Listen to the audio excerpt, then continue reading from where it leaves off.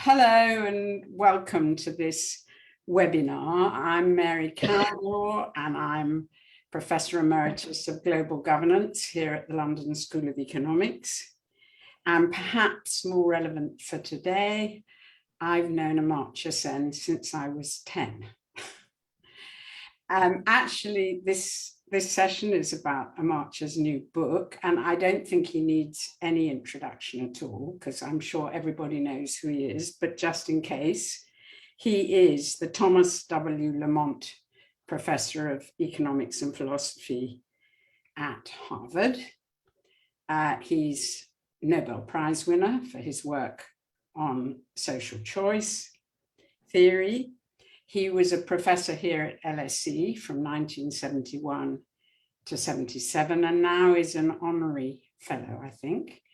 And the Amartya Sen chair was established in 2019 in the Inequalities Institute. So anyway, we're here to discuss Amartya's book, Home in the World. And I wanted to start by saying it's a memoir, not an autobiography. And that's what makes it so really interesting, because it's really about the ideas and conversations that have shaped Amartya's thinking. It's actually all about chatting. And I must say that when I first went to India at the age of 21, that's what I loved about India, which was having wonderful conversations with absolutely everybody, everywhere, on buses, in trains. And Amartya quotes in his preface the Iranian scholar al-Biruni, who visited India in the 10th century. And he says, in addition to all the wonderful mathematics, what was really great was the conversations and the ability of Indians to talk eloquently on any subject, whether they knew anything about it or not. So actually, I think there is a thread that runs through the book, and this has to do with freedom and reason and the importance of discussion and deliberation and of empathy across borders, across different backgrounds, and human equality. And I think one of the key things of the book is that these are global ideas. They're found everywhere. There's a tendency here and in Europe to think that somehow we discovered freedom and reason and democracy. And I think that's what Amartya shows. He shows all its roots in Asian philosophy, and that's really, really fascinating. It's something I learned when I read The Argumentative Indian. So I'm going to start with, I think, sort of reading the book, actually the thinker that most influenced Amartya. I may be wrong, and he can tell me if I'm wrong. But I thought I would start with Rabindranath Tagore. And people may not know this, but Tagore was the great friend of Amartya's grandfather. And he, in fact, chose his name, Amartya, which means immortal. And he also established the school that Amartya went to in, I don't think I can, Santiniketan. Yeah. And the name of the school was Uniting the World and the Accumulation of Wisdom. You can tell me the name in Sanskrit. But anyway, I thought I'd start by asking him about Tagore, because it seems to me that Tagore's not really understood in the West. There's a very obsession with sort of Indian thinking being mystical and all of that, whereas actually what comes across in this book is that it's all about reason. Yeah. Well, Rabindranath was, of course, Rabindranath Tagore, that is, was a very big influence on my thinking. But you're right, there's oddity in the sense that Tagore was a rationalist and very keen on certain values, including equality, I think. On the other hand, he also wrote poetry of a kind that um, invoked, as it were, uh, God in an unclear way. That's very important. That and that's true, by the way. I speak here the Bengali in Bengali poetry.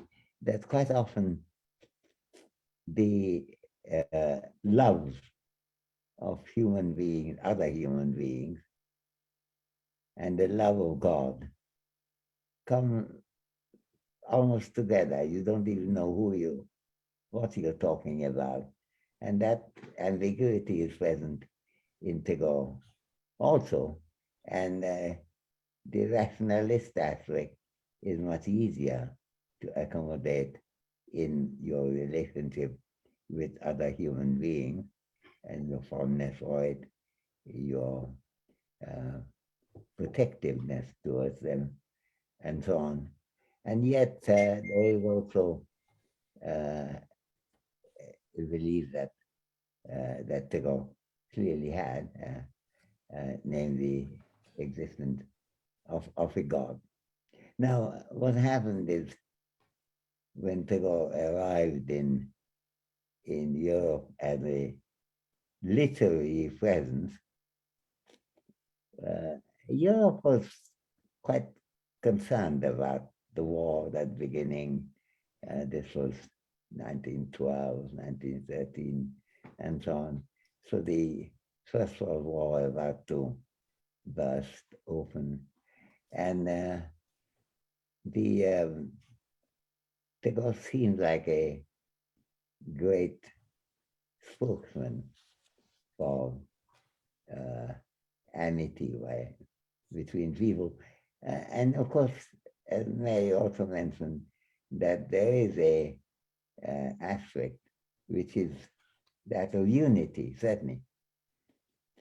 But in the way Tagore was interpreted by great poets, really, like W.B. Yeats or Ezra Pound, took Tagore in a rather mystical direction. And that was such a success, leading to all kinds of things, Nobel Prize being one of them. But everywhere he went, there would be massive crowds, whether it be England or Germany or France. And then that became the Tagore. And that wasn't really the Tagore that emerges from debates in India. He was debating Gandhiji, Mahatma Gandhi, because Mahatma Gandhi would not give enough room to science. He even discusses somewhere that Mahatma Gandhi had a morbid fear of sex. He doesn't say this up. There's too much prudery in Tagore to allow that point to be made in a big way. But it's there. And basically that devoted Tagore became the model that he was accepted in the West. And then I was very interested by your discussion of the differences with Gandhi. I mean, you tell this story about the earthquake, maybe you can tell it again. And was Gandhi much more mystical than Tagore? Oh, certainly. And Gandhiji, Mahatma Gandhi, took in many subjects instruction from God. And when there was for example, an earthquake, the Bihar earthquake, in which hundreds of thousands of people got killed, Mahatma Gandhi was then running a campaign appropriately against the caste system, against untouchability, declared that all these people dying in the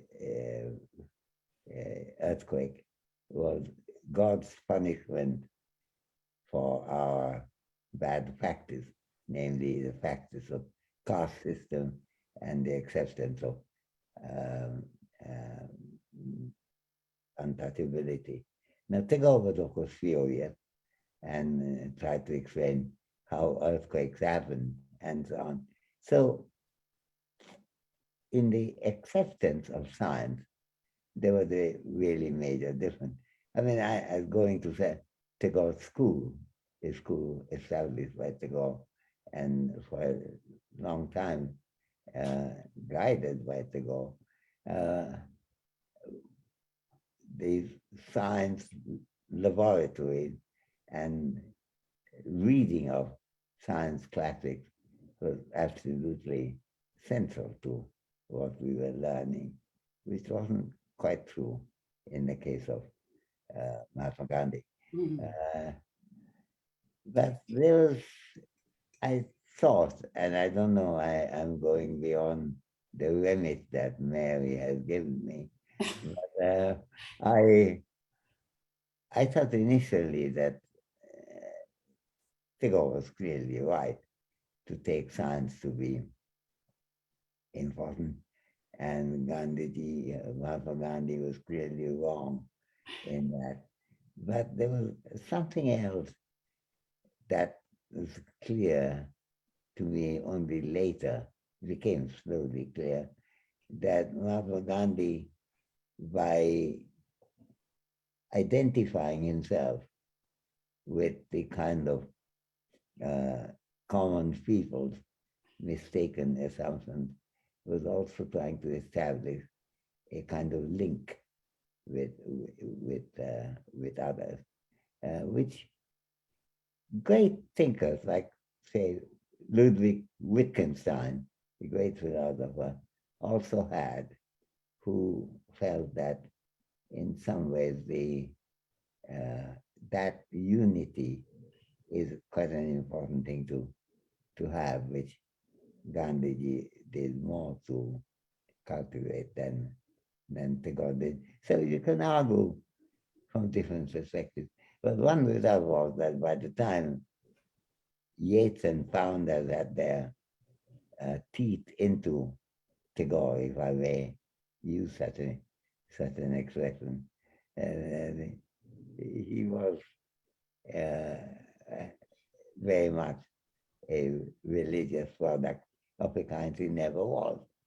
And Graham Greene told us that the moment he looks at Tagore, he sees the friendly eyes of the theosophist. And so, in one of his plays, discusses the absurdity of Tagore's position and called him Stupendranath Tagore instead of Ravindranath Tagore. Now, these were all caricatures and didn't fit Tagore at all.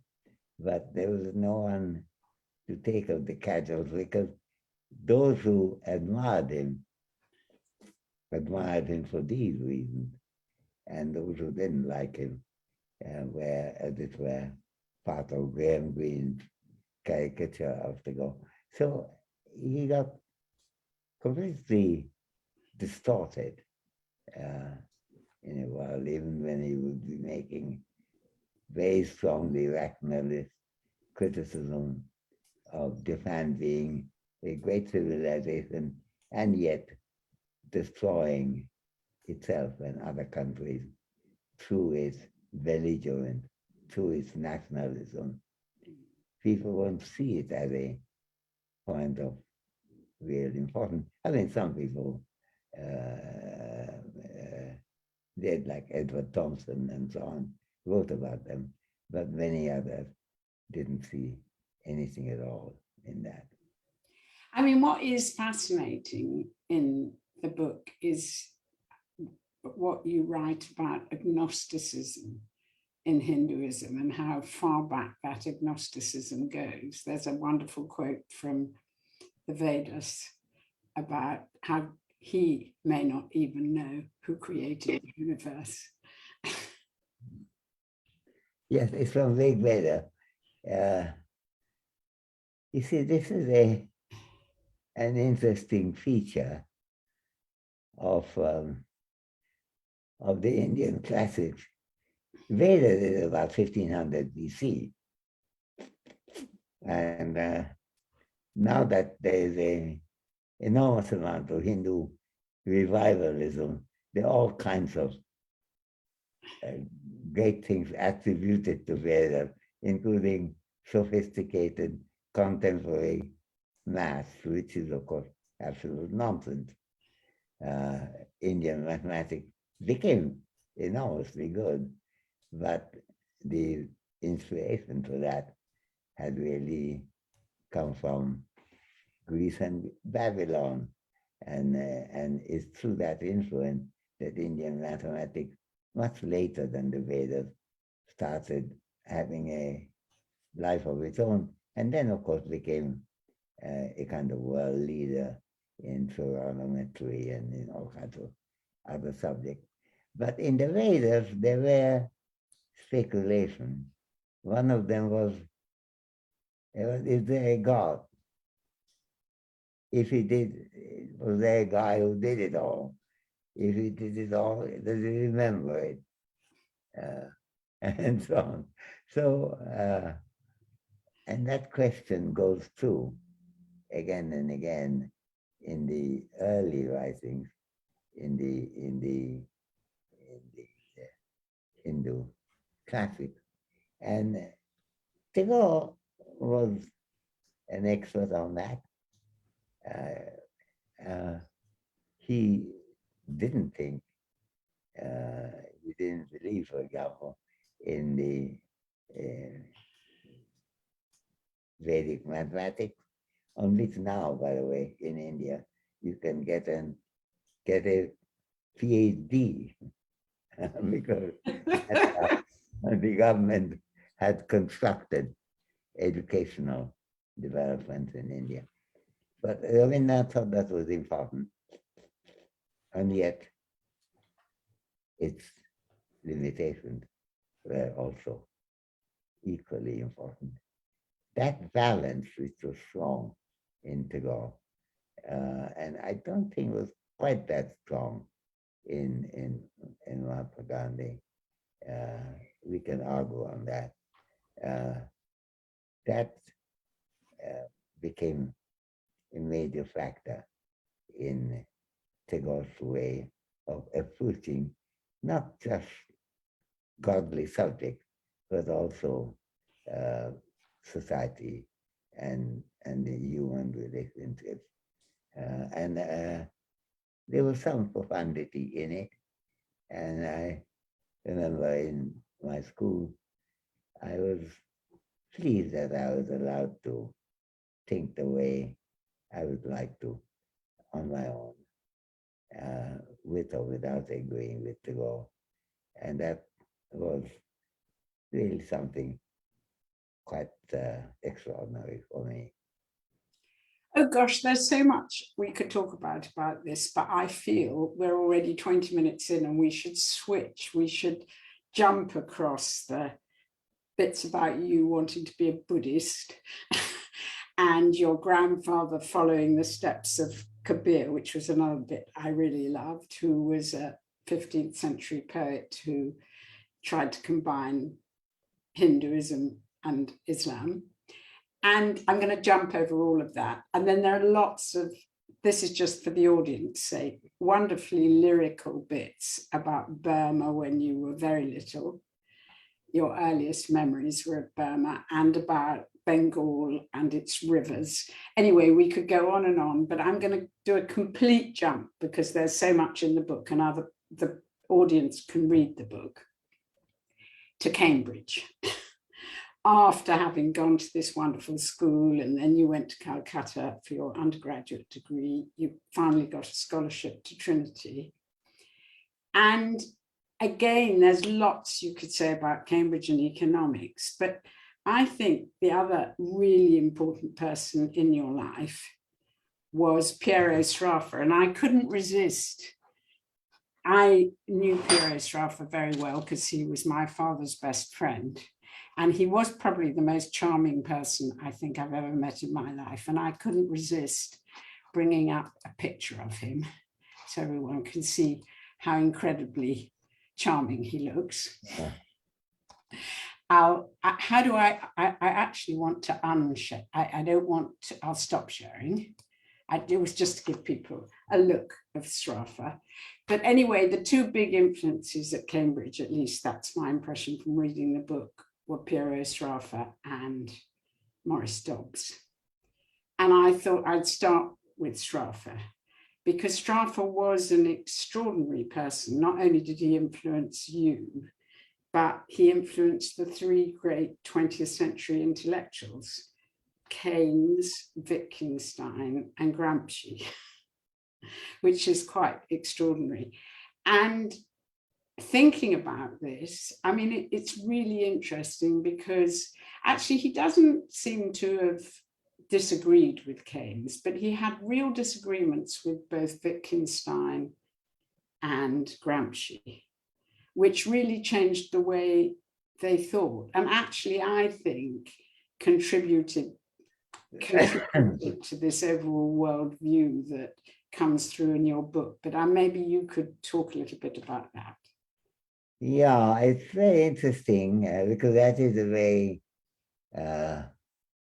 remarkable period in the history of Europe, and particularly the history of Germany and Italy. And Italy was sinking under fascism slowly from the 20s onward. The people who were socialist, well, many of them becoming fascist. My wife, Eva Coloni, who was Italian, her father was a socialist and editor of Avanti, a socialist journal, which Mussolini had been editor of in 1911. Gosh, I didn't know that. He left that. And my father-in-law was killed by the fascists, shot by the fascists, 2 days before Americans liberated Rome. Americans were sitting on the other side of the river, and then they, by the time across that, this execution of a socialist, which Mussolini had ordered under. There's an interesting story there about how keen he was and to what extent he was under Nazi command, which were big influence in Italy. There was a Safar was born in that period, a Jewish family, and his father was the rector of Bocconi University in Milan. And so he grew up in this academic atmosphere, and he was very skeptical. I spent a lot of time with Safa. He was not only my first teacher, my main teacher, and indeed the biggest influence on me. The fact is that I spent a huge amount of time chatting with him. And it was becoming clear to him both that he should join the left-wing forces. He came very close to being a communist, but never joined the Communist Party. There was something, and if we have time, we can discuss it. There was certain respect he found them to be not acceptable. But he was there, very much present. Now, my father-in-law, who knew Safa, but was socialist as opposed to communist. Now, the Communist Party was led by Gramsci, and there were lots of interesting philosophical disputes in which Safa and Gramsci were involved, and which eventually turned out, I don't know that we have time to talk about that, into very important in correcting Wittgenstein's philosophical views, which were the most dominant philosophical views in Cambridge at that time. Now, I'm mentioning all that because you have to understand the atmosphere, it seems to me, where not being left wasn't a, Safa didn't see it as an option, but he knew that he was under great danger. Mussolini was writing threatening letters to Piero Safa's father, Angelo Safa, that he should, his son should have a radical change in politics. And that is the time when he moved to Cambridge and started teaching there. He never quite liked teaching. I think what he likes most is what Bengalis call adda, namely sitting down together and just chatting away for a long time. He didn't like organized, formatted lectures. And in fact, he kept on postponing the lectures he promised that he will give. Eventually he gave them, but I don't think his heart was really on chatting. And I was lucky. I could chat with him from 7 o'clock in the evening over a glass of sherry to dinner till 3 o'clock in the morning. Oh.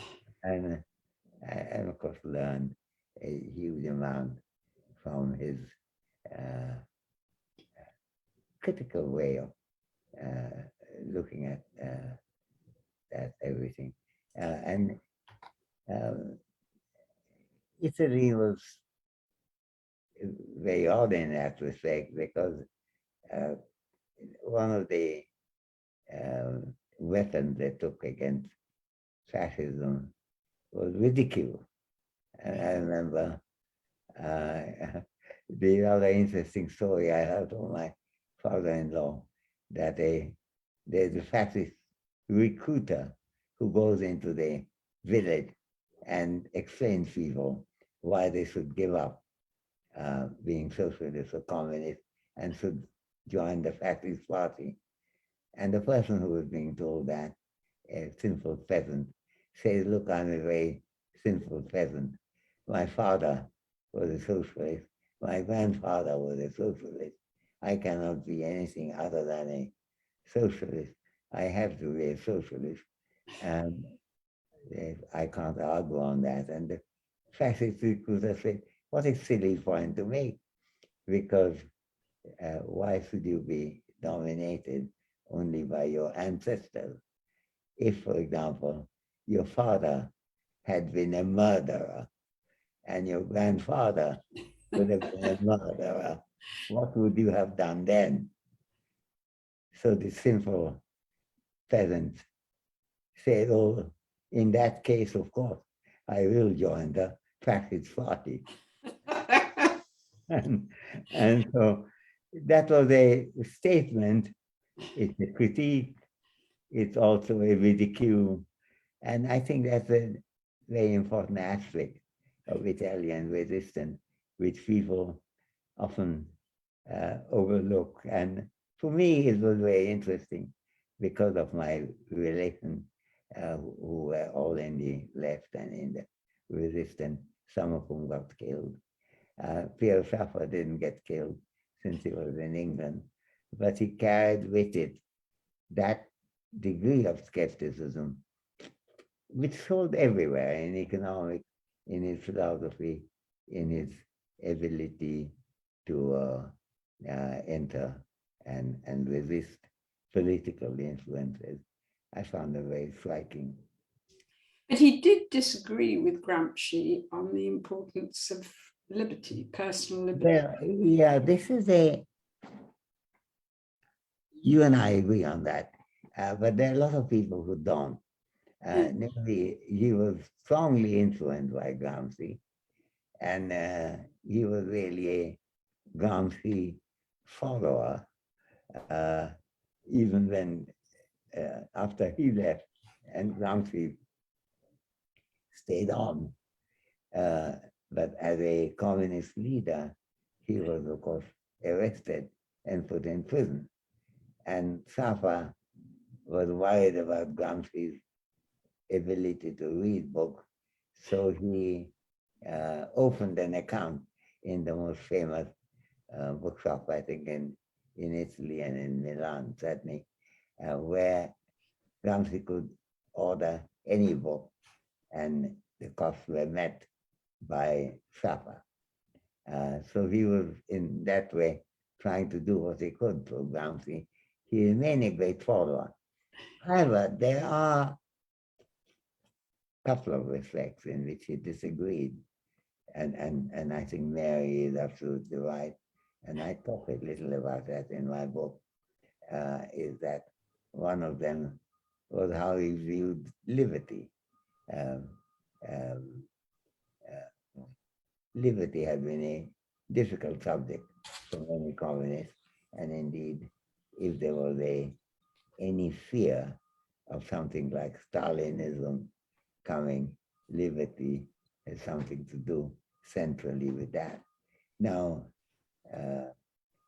when Safa was having an argument with Gramsci, he wrote to him, he said, you know, you and the party underestimate the value of liberty, because no matter what you think about it, liberty is the most important thing that the workers need now. Everything else comes later. They are based on having your liberty, own liberty first. Now, this is not Gramsci's view. So that was a disagreement.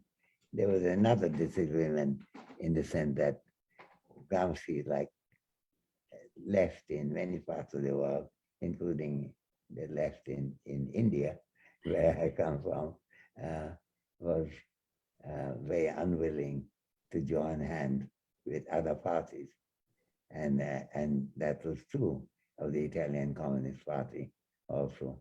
But Safa was arguing with Gramsci and others, saying that is a mistake. You have to join hands with all the anti-fascist parties and form united front together. That's another subject on which, at least initially, Gramsci and Safa disagree. So there are some really important differences between them, which I believe have been overlooked. And that's one of the reasons I like that Mary is making the point now, and why in my book I emphasize these disagreements between Gramsci and Safa, even though Safa was not only the pupil, but the star pupil of Gramsci.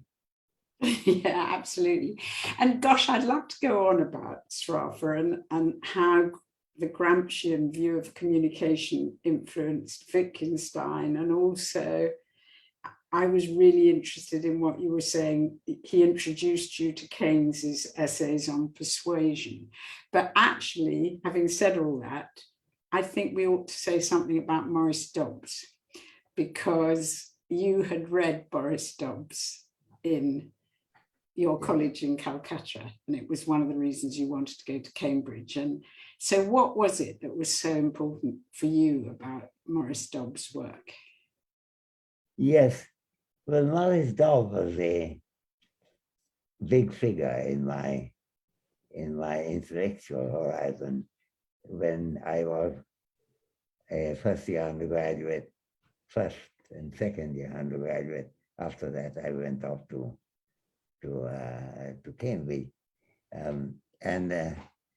but I didn't study them in college, because Marxist authors like Dobb were not taught in any college at that time.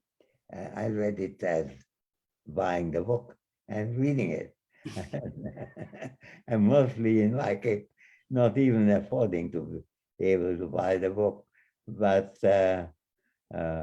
borrowing the book either from the library or from a friend. And I didn't quite understand why the labor theory of value might be a possible way of looking at value theory, since labor is only one factor of production. But reading Dobb, it became clearer and clearer to me that a certain types of description has a relevance that other types of descriptions do not have. That is, Dobb gives an example. Mark Bloch, the historian, said, feudal lords lived on the labor of serfs. But somebody could say, well, that's not quite true, because feudal lords own land, and land is a productive resource. But the fact is, that's also a very relevant description, that is the hard labor of the serf will generate a good life for the feudal lord without any kind of hard labor. And so basically what Dobb was saying is that we have to see the descriptive content of the propositions that economists often unleash without paying sufficient attention to the descriptive content. I got to that understanding reading Dobb through the night almost. It was about 3 o'clock in the morning that it became clear to me. And one of the Dobb's interesting things that he would give examples which are not only labor theory. He would talk about utility. Now, he was not a utilitarian. On the other hand, he was saying, well, by trying to take away the descriptive content of utility out of utility theory, as was the fashion at that time with the theory of revealed preference and so on, from coming from Paul Samuelson and others, that more description may enrich and may make you understand something about utility, something about labor as a resource, and so on, and something about why you may want a revolutionary change, and if so, what should you do about it? So I think Dobb was bringing in my judgment, a perspective of descriptive richness, which no one quite before or after him had developed in the way that he had.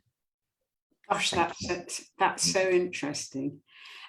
Do you know the audience are asking lots of really interesting questions, but I've got one last question before I turn to the audience, which is really during that time in Cambridge, you started traveling all over Europe. And that's really interesting. But I think what I found very interesting was your reflections on identity. I mean, earlier in the book, you talk about partition and you talk about this terrible story of the Muslim who ran into your house dying. And you sort of reflect on both the Hindu-Muslim sectarianism, but the horrendous national sectarianism of the two world wars. So I don't know if you want to add something to that. Yeah, no, that's right, because at the time, Hindu-Muslim conflict became such a dominant thematic presence in India. Hadn't been earlier. By and large, Hindus and Muslims often got together. My grandfather used to tell a story that his elder brother, who lived in the village and who was a very close friend of the Muslim priest, the Maulavi, and every evening he would go to the Maulavi's house to have a smoke, a hookah, and they will sit there and have beautiful tobacco. And one day they were sitting there, this Muslim priest and my grandfather's elder brother, obviously a Hindu layman, and a Hindu priest called Chakravarti was going past that. So the Muslim priest, in a very friendly way, said, "Please come and join us. We are having wonderful tobacco, and you would enjoy it very much. Join us, please, Mr. Chakravarti."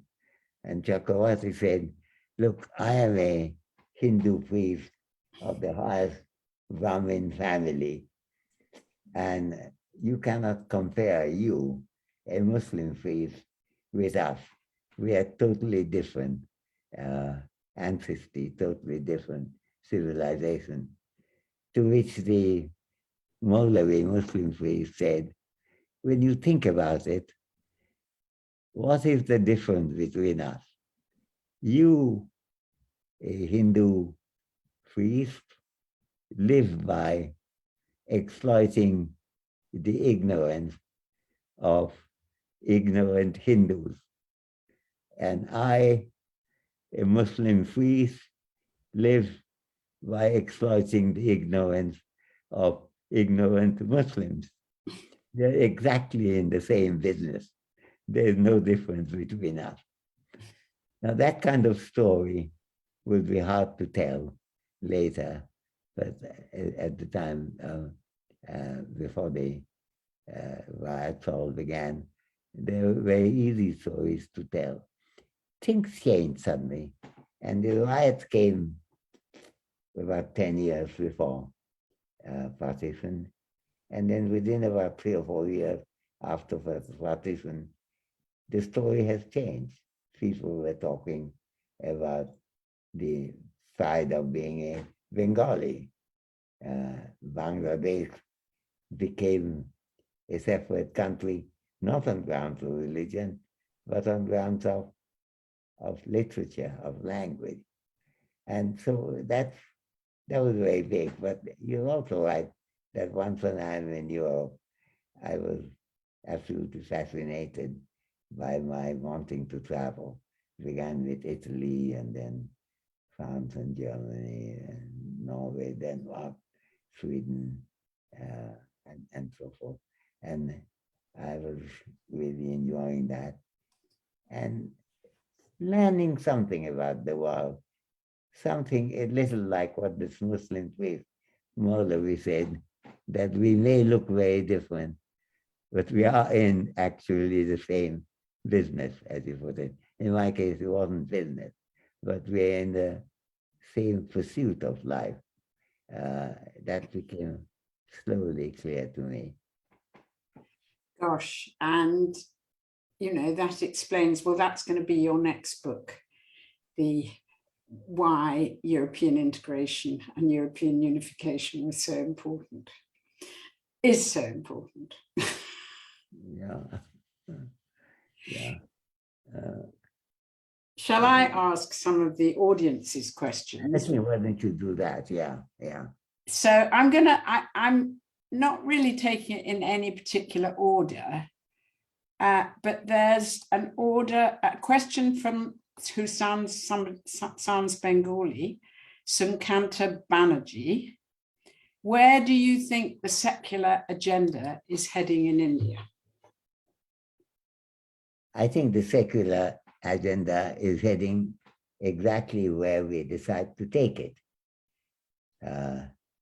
India had a long history of secularism, going back to Ashoka, 3rd century BC, nearly 2.5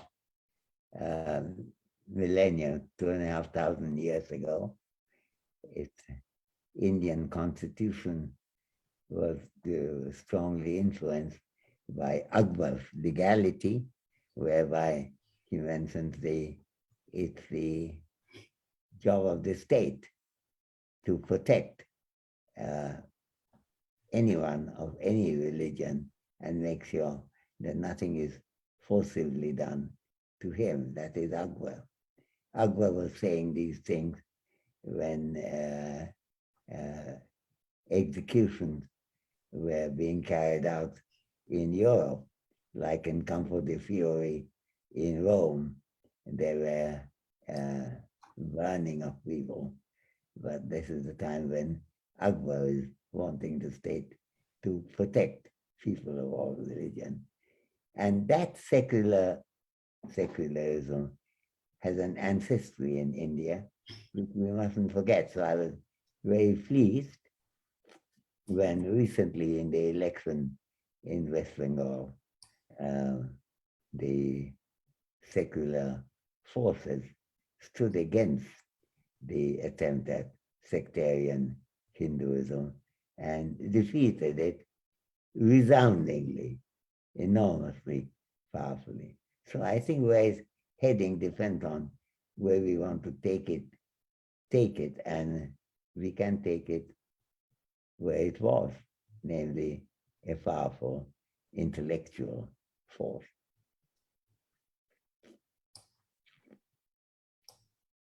Now, I'm just getting to another. I've now lost the question I wanted to ask you, but maybe I'll ask it you because I wrote notes on it, but I can't find who asked it. Okay. Which is, somebody asked, what would be an economic and political system based on reason? Is there such a system? Sorry, economic and political system based on reason? And does such a system exist anywhere?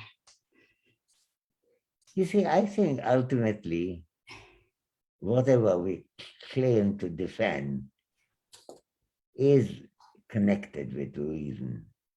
Because if people say, why do you say that?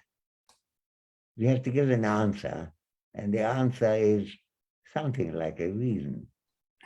On the other hand, it may be a good reason, or it may be a rather poor reason, easily defeated. So I think a system based on reason is not in itself a major thing, but system based on scrutinized good reasoning is something that we have every reason to look for. So this is an issue that has come up in the history of the world many times, and it remains today very true that there's no substitute to good reasoning. To put it another way, if people complain about somebody doing things which are not right, and you say, why? And you say, well, the reasoning is bad. Well, what's the answer to the bad reason? The answer to the bad reason surely is good reason. Namely, you have to consider it, criticize it, and see how it can stand. Actually, occurs to me, it's a really interesting question, because I think somewhere you talk about J.S. Mills saying democracy is government by discussion. And I was thinking, is discussion necessarily based on reason? Or is it, is that how you deal with prejudice? Well, this discussion could be based on shouting as opposed to reasoning. That's certainly true. On the other hand, ultimately, if we are pressed and asked to defend it, a defense has to be a reason, even though it could be a lousy reason.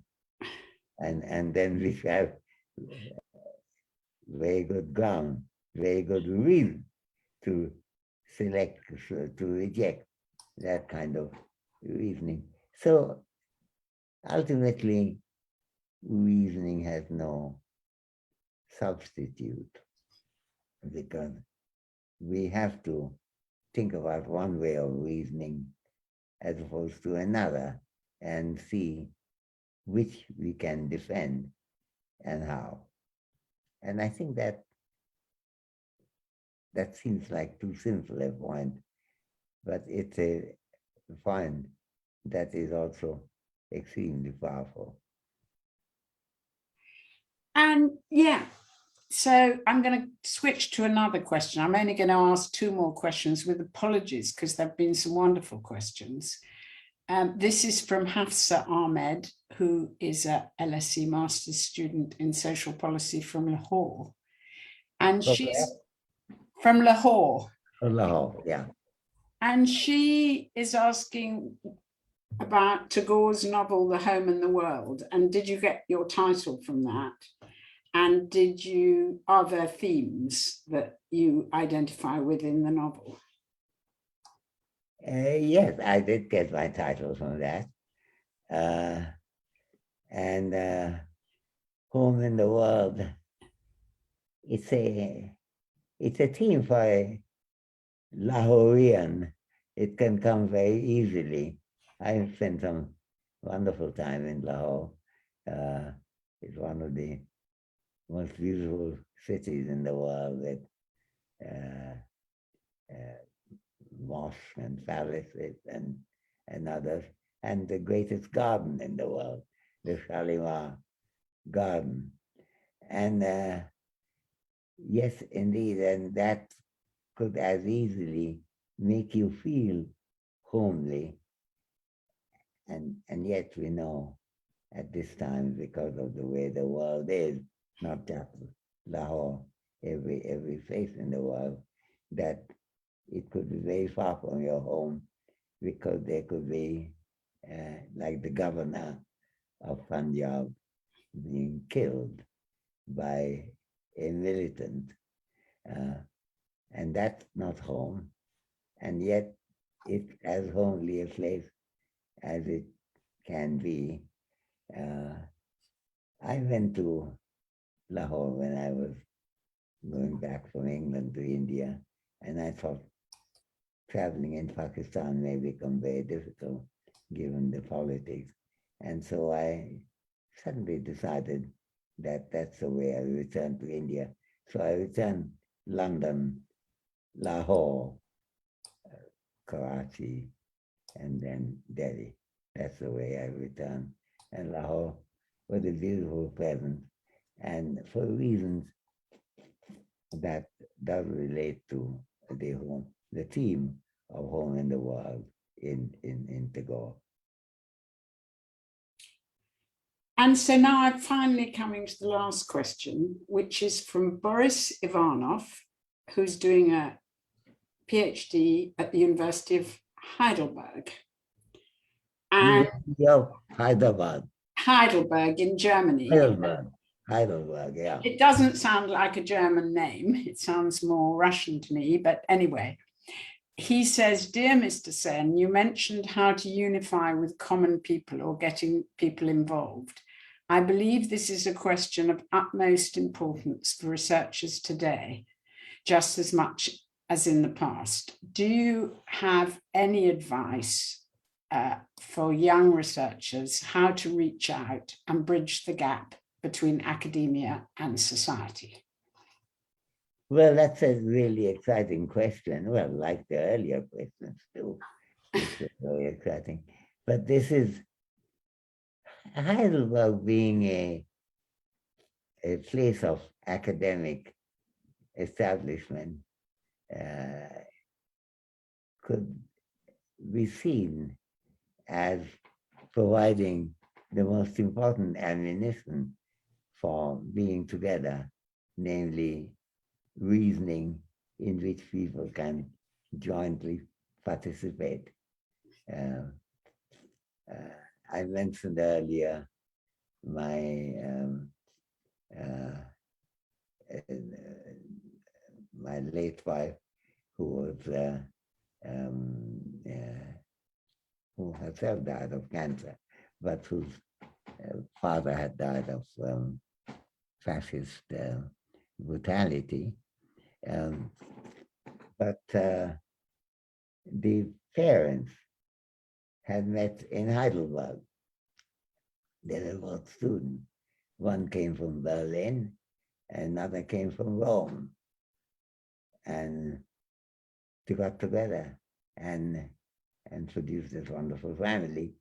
But the important thing is that they didn't think that Heidelberg in itself was important, but making Berlin-based German students and Rome-based Italian students talk with each other about their problems, getting them close, makes life togetherness of life possible in a way that it may not be otherwise. So I think in some ways we are, and this applies to LSE where this is being held, it becomes easier for us to coexist.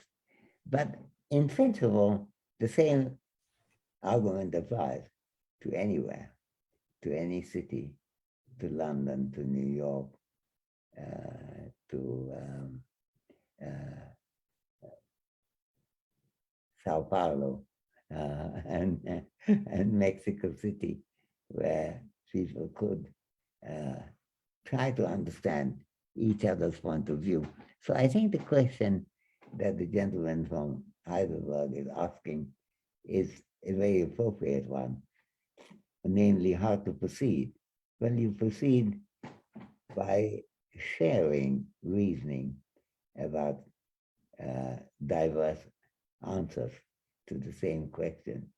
It's something that is both educational on one side and restorative in terms of making people hold each other's hand, as it were. I don't think we have time enough to go beyond, so I'll stop there. I think we do have to finish now, but I think there were many more wonderful questions. I guess we can send them to you, but you may not have time to answer. But thank you so much. That was just so interesting. And I wish we could have gone on for hours and hours and hours. And thanks to everybody at LSE for organizing this. Well, thanks to the audience for listening. And I hope you all go out and get the book, which I can tell you is a fantastic read. I've now read it twice. Thank you very much, Mary. Very grateful for your leadership, and also very grateful to the London School of Economics for its hospitality. I've always been very fond of this institution and very fond of Mary, so it has been a wonderful session for me.